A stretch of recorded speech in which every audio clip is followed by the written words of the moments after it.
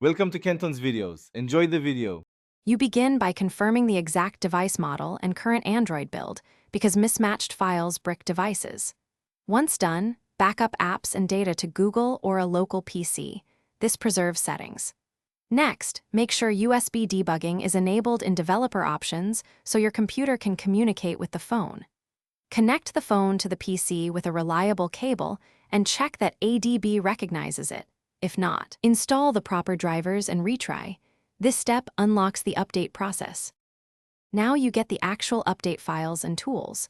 Download the official OTA or factory image for your exact model and verify checksums. Install ADB and Fastboot on your PC. Run ADB devices and Fastboot devices to confirm connectivity.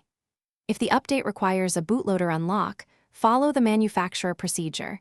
This can wipe the device, so confirm backups.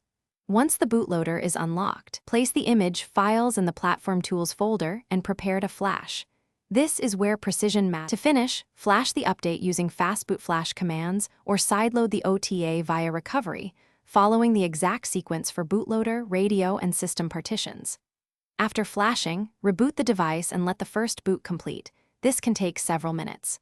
Once booted, verify the new Android version and open core apps to confirm functionality. If something goes wrong, check the USB cable and PC drivers first.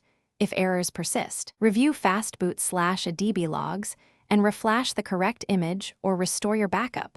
This usually resolves most issues. Thanks for watching. Consider subscribing if we helped you.